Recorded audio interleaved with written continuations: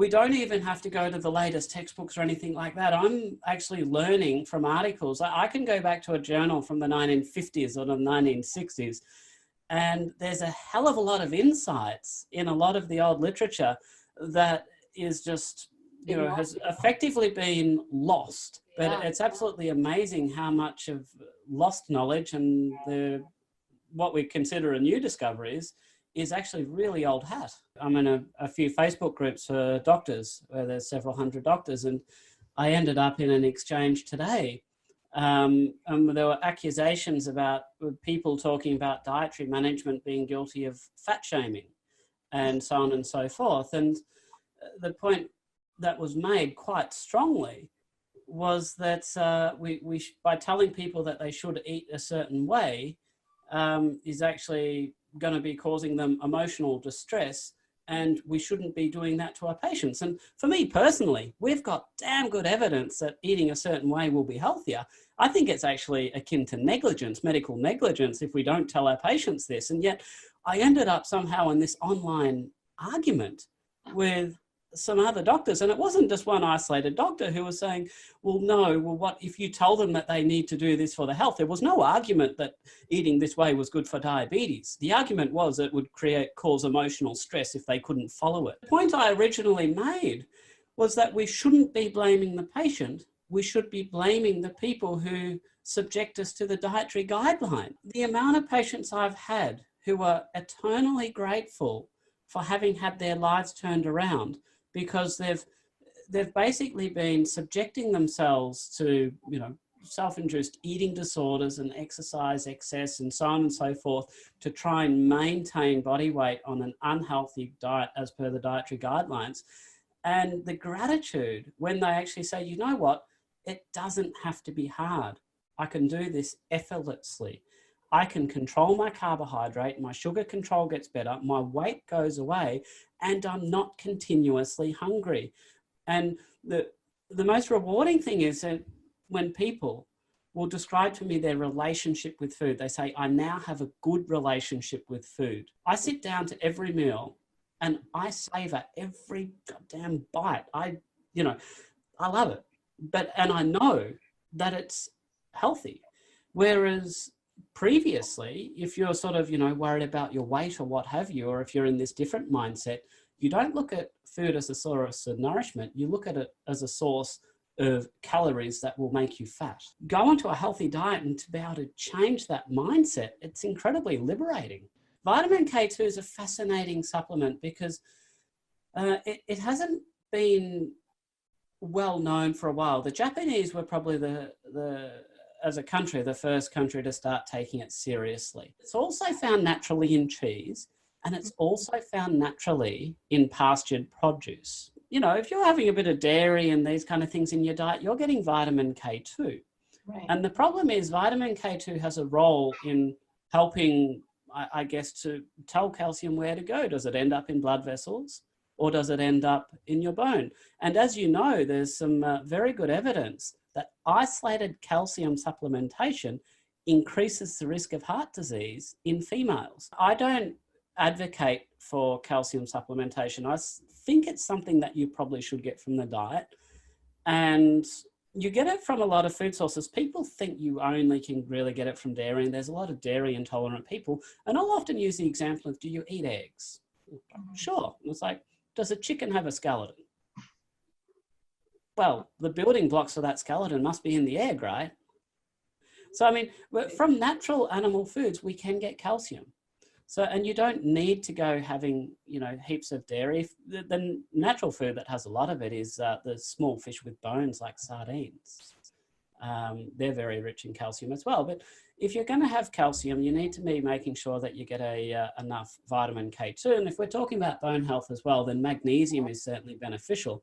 But the key point to this story is you cannot neglect the protein. And that's often something that is underdone. So the recommended daily range of protein is about 0.8 grams per kilogram per day, which is absolutely tiny. We've got studies where people actually have literally 5 times that amount without any detriment, as we can see on their biochemistry, their blood testing. Right. Routinely, we know that athletes, if we, we've got studies where we give people already very high levels of protein, 1.8 grams per kilogram per day, and then we increase that to over 3. And when we're having a look at their markers of muscle formation, we can see that that difference going up to 3 gave extra benefit. The upper limit that we have on protein intake is absolutely ridiculous. And this whole business about it being bad for the kidneys, well, it doesn't actually bear scientific scrutiny. It's never really been shown. And if we think about it logically, you're losing protein into the urine coming from the kidneys. Mm-hmm.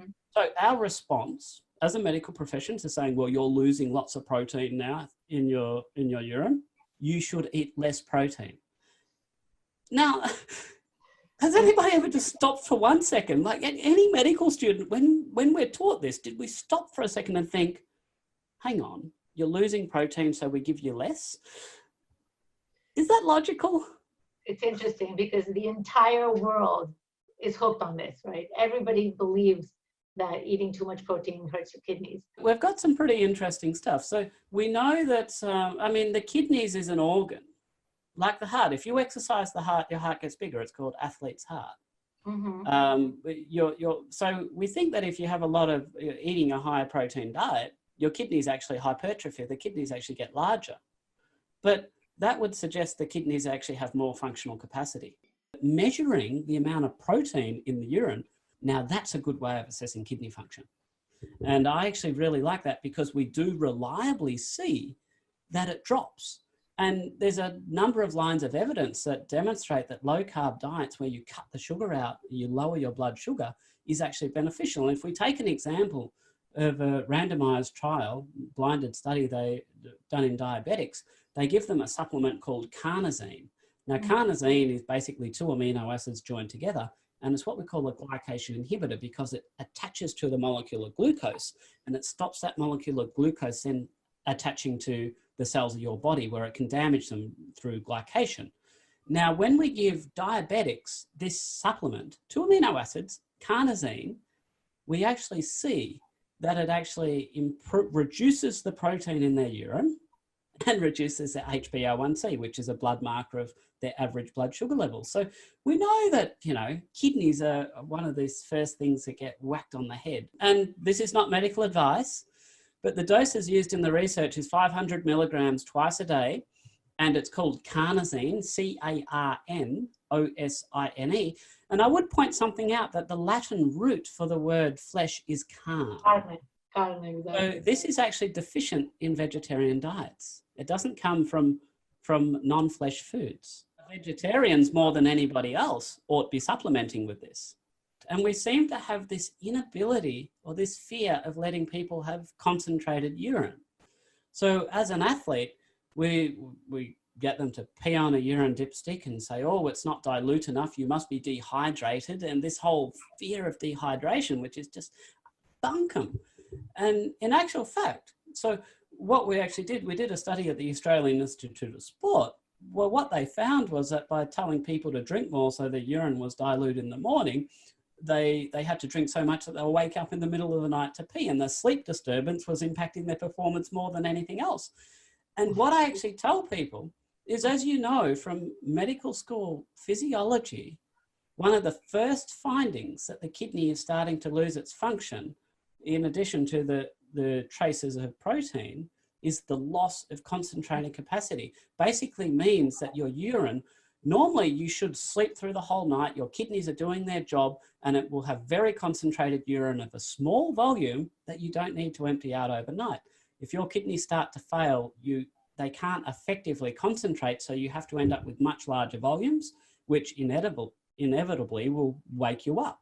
So this whole notion that you have to drink and keep your urine clear, and if your urine's not clear, you've got a problem. No, the body's smarter than that. As I was told when I was a resident trying to calculate precise amounts of magnesium and potassium in intravenous fluids, the dumbest kidney is smarter than the smartest intern. If I had to pick a causative mechanism, a root cause, I think it has to come back to the liver. And some of the other justifications, we know the toxic effects of fructose in the liver. I mean, and there's several reasons for this. It's because the fructose cannot be stored as glycogen. It doesn't have that blow-off valve, if you will, where you can actually take a certain amount of it out of the equation. Where you have fructose, it's going to be processed metabolically by the liver, and if you exceed the processing capacity, then you stimulate de novo lipogenesis and fat formation in the liver. But the other line of evidence, which I find really interesting, is the fact that when we have oxidized oils, these oxidized oils will directly damage the liver, and they appear to directly contribute to insulin resistance as well. And so that's not an effect that's happening in the periphery, the subcutaneous fatty tissues or anything at all like that. And, you know, as we understand more and more about these other, you know, fancy chemicals like retinol binding protein 4 and these kind of things, and we've got these electron micrographs of, you know, oxidation damage in the livers of rodents. I think that the data is now becoming much more clear that the liver is the organ that we have to be looking after. But the beautiful thing is, the fat that you lose around the organs and the stuff within the liver, that is fat that disappears very quickly when you go on a healthy diet and lose weight. So even if you start out at 120 kilograms and you lose 10 kilograms, you're still quite overweight. But I can promise you, there's a very good chance that if you're not metabolically healthy, you will be on your way to being metabolically healthy if we were to measure things like insulin resistance and glucose levels. It only takes a rather modest amount of weight loss for people to start getting these metabolic gains. And I don't know if you concur, but my feeling is it's all about the liver. We know that exercise is really terrible for losing weight. But when we do these DEXA scans on people, body composition scans, what we do see is a redistribution of fat. So we actually know that exercise, absolutely. Now, while I make the term, you can't outrun a bad diet for weight loss, it's absolutely rubbish. But for metabolic health, exercise is remarkable. And let's be fair, if it wasn't for exercise, all of our athletes, who by definition are exercising, they'd be diabetic much earlier. So we have guys like Tim Noakes, who was on an incredibly high carb diet, is the inventor of these energy gels. He knew more about carb loading than anybody. Yeah. And he probably did it better than anybody as well. He would have probably turned up as a type 2 diabetic decades earlier, were it not for his marathon runnings. Dr. Tim Noakes, prominent South African scientist and marathon runner, over 70 completed marathons and ultramarathons. Originally was pro-carb loading as a means of improving performance. Later, after being diagnosed as a type 2 diabetic, he researched nutrition science for athletes and changed to recommending low-carb diets as the best approach. There's two other pieces of evidence that would point to it being more hepatic-driven rather than subcutaneous fat-driven. And that's the concept of TOFI, thin on the outside, fat on the inside. We see these people who are quite lean-looking, and yet they're metabolically unhealthy when we measure their insulin levels and their glucose. Another interesting line of evidence is melatonin, which is a potent antioxidant. So most people don't realize that that's in the pineal circulation in the brain associated with circadian rhythms. Potent antioxidant. So they've got blinded studies where supplementing people with 5 milligrams or 10 milligrams twice a day reversed fatty liver disease. Yeah, I heard about this. That's fascinating. Do you use it? I do. Absolutely. So, I mean, I think that, look, the best thing is to reduce oxidative stress. And a couple of drivers of oxidative stress are fluctuating blood sugar levels, cut out the carbs, and any liquid fats, so oils. They basically oxidize. So if you can cut both of those out, then fine, you probably don't need it.